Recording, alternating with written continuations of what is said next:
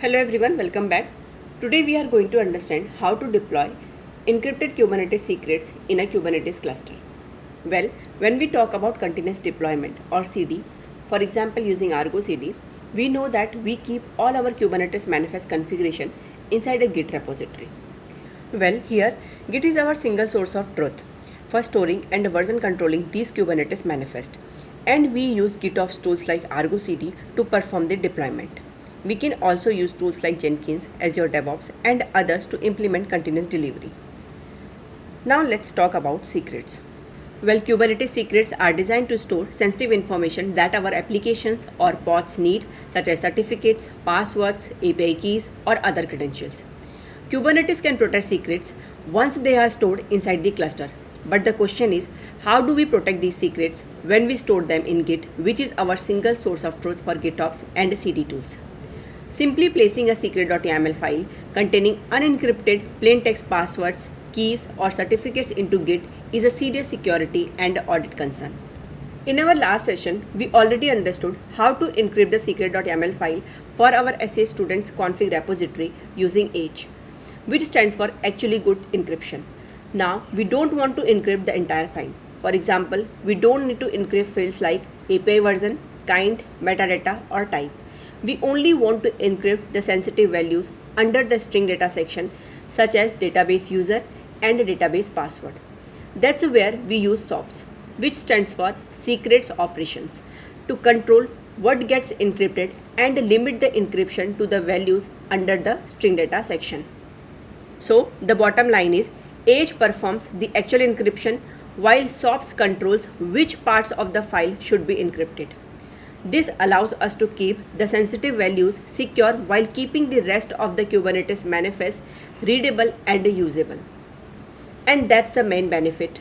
We can continue to use Git for version control while storing our sensitive secret manifest in an encrypted form. Now, the next question is, how do we create that secret inside the Kubernetes cluster?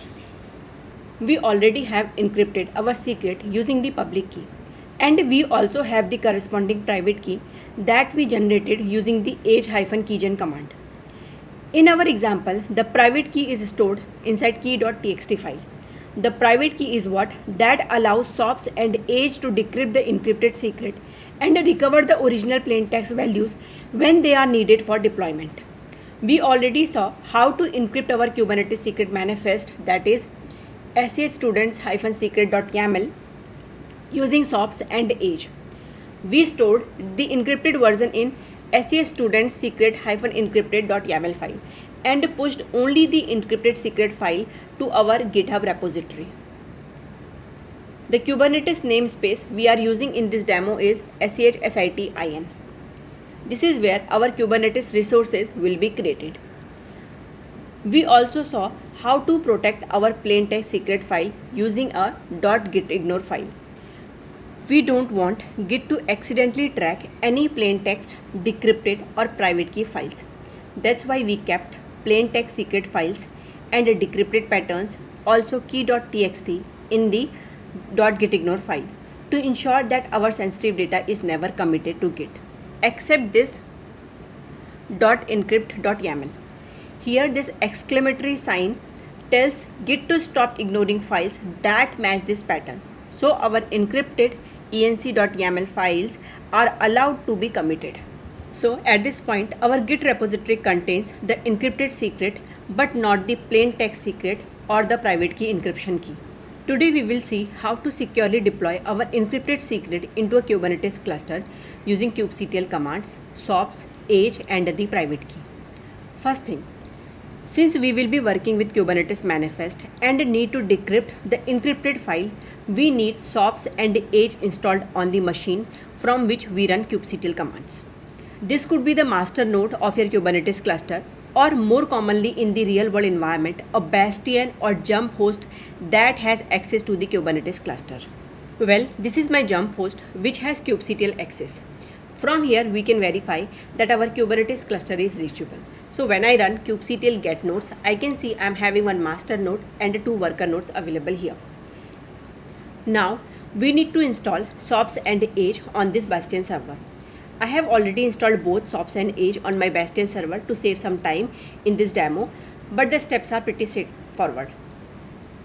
For SOPS, we first download the SOPS binary, then move the binary into user local bin directory, then give it executable permission, and finally validate the installation using SOPS --version command. We should get the installed SOPS version as the output. Similarly, we can install Edge. We will download the Edge package using curl command, then extract the downloaded archive using tar-xvf command. This will extract the Edge binaries, and then we will copy Edge binary into user local bin. And finally, we will validate the installation using Edge --version. And that's it. We now have SOPS and Edge installed on our Bastion server. Now, what do we need to decrypt the file? The answer is the private key. And where is this private key? It's on our Windows machine, where we originally generated it using the Edge-keygen command.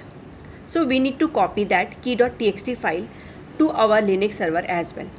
The file is currently located here on Windows, and we will place it on the Linux server under config SOPS Edge directory. So this is one of the default locations where SOPS looks for Edge identity files. So let's quickly create this directory.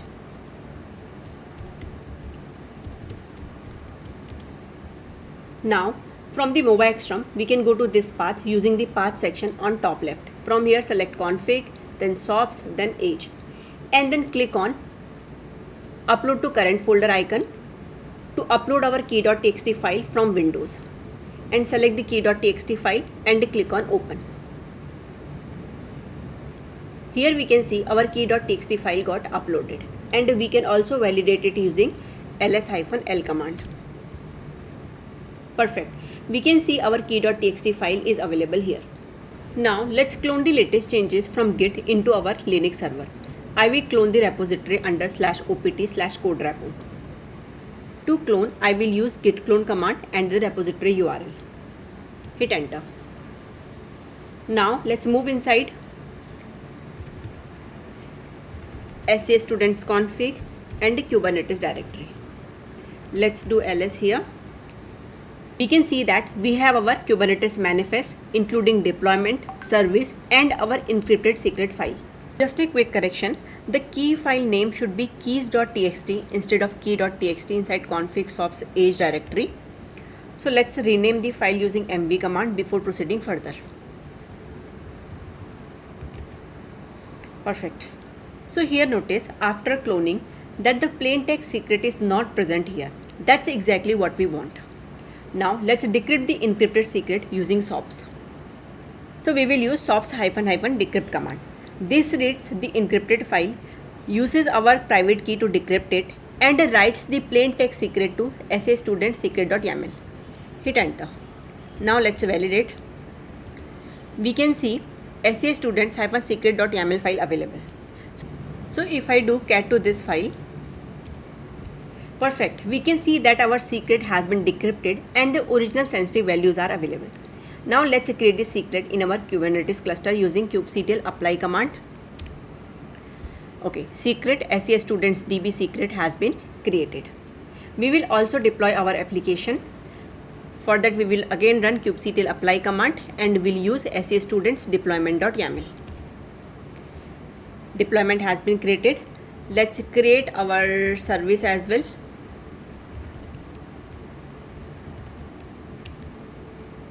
Perfect. Now let's verify that everything has been created successfully using kubectl get all and namespace is SEHSITIN. Here we can see we have one service, 2 pods from this deployment, and 1 replica set are available. Now if I exec into the pod and print the environment variables using env and hit enter, here I can see db_username and db_password values are available inside the container and were populated from the Kubernetes secret. Awesome. So this demonstrates the basic overflow. We store only the encrypted secret in Git, and when it's a time to create this secret in Kubernetes, we decrypt it using SOPS and the age private key, and then apply the resulting manifest to the cluster. This way, the sensitive values don't need to be stored in plain text in our Git repository. Well, that's all for today's session. In the next session, we will make this setup further and see how can we integrate this approach with ArgoCD and GitOps, so that we don't have to manually decrypt and apply the secret every time. Thanks for watching and happy learning.